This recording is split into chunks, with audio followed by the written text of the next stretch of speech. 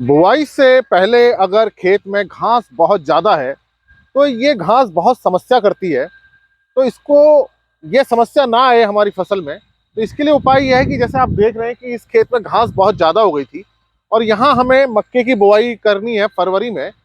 तो ऐसी स्थिति में जब घास बहुत ज़्यादा हो तो हमें हैरो करना चाहिए ताकि ये घास पूरी तरह से नष्ट हो जाए, सूख जाए, और जो इसकी जड़ें हैं वो धूप से सूख जाएंगी, मिट्टी खुलेगी तो उसमें हवा लगेगी और जो कीड़े के अंडे हैं या प्यूपा है वो भी ऊपर आएगा, जिसे चिड़िया खा लेती हैं। जैसे आप पीछे देख रहे होंगे कि सफेद रंग की चिड़िया हैं, ये कीड़े अंडों को खा रही हैं और ये घास जो है इसमें पलट जा रही है। अब देखिए ये घास की स्थिति ये थी, पलटने से पहले ये पूरे खेत में इस तरह की घास हो रही थी। अब इसको हम हैरो करके छोड़ देते हैं तो ये पूरी तरह से इसकी जड़ें भी सूखेंगी और अगली बार से इस घास की समस्या भी कम होगी। ध्यान आपको ये रखना है कि घास की पलटाई मतलब जो हमें करनी है या जो हमें हैरो करना है, इसमें बीज बनने से पहले हमें करना चाहिए, क्योंकि एक बार इसमें अगर बीज बन गया और बीज फिर जमीन पे गिरेगा फिर अगले साल वही समस्या आएगी। जैसे ये देखिए कि इस समय इसमें भी इस घास में भी फूल आया है, अभी इसमें सीड सेट नहीं हुआ है। तो इससे पहले आपको ये काम कर देना है। अगर बुआई देर से भी करनी है तो भी हम अपने खेत में हैरो करके छोड़ दें ताकि घास की जो सीड सेटिंग है वो ना हो पाए, बीज ना बन पाए, क्योंकि खाली खेत में अगर घास में बीज बनता रहेगा, मल्टीप्लाई होता रहेगा और फिर जब हम फसल बोएंगे वो घास फिर उगेगी, फिर हमको हर्बिसाइड डालना पड़ेगा और उसको कंट्रोल करना बड़ा मुश्किल हो जाएगा। तो घास की समस्या बढ़ती जाती है।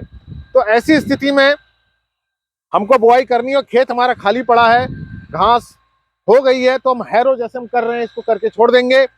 इसके बाद हम इसमें पलेवा करेंगे, उसके बाद हम इसमें बुआई करेंगे। तो ये सारे काम हमें समय से कर लेने चाहिए ताकि हमारी जो फसल है उसका जमाव अच्छा हो, घास कम रहे जिससे उसका कंपटीशन कम हो। फिर जो पिछले कीड़े थे उनकी जो अंडे थे, वो लार्वा था, प्यूपा था, वो भी देखिए नष्ट हो जाएगा। कुछ तो चिड़िया खा लेंगी और कुछ मिट्टी देखिए ऊपर पलट रही है, तो इससे जो है चिड़िया उसको खा लेती हैं, सूरज की गर्मी से नष्ट हो जाती है। तीसरा, जो इसके अंदर वायु संचार बढ़ता है तो मिनरलाइजेशन बढ़ता है, प्रोसेस अच्छी होती है, डिकम्पोजिशन जो है जिसे हम अपघटन कहते हैं वो प्रोसेस फास्ट होता है। तो जो जैविक खाद है उसको मिनरलाइज होकर के वो जल्दी न्यूट्रिएंट्स देती है, पहले के जो फसल अवशेष हैं वो भी अपघटित होकर के न्यूट्रिएंट देते हैं, जिससे हमारी मृदा में सुधार होता है, फर्टिलिटी बढ़ती है।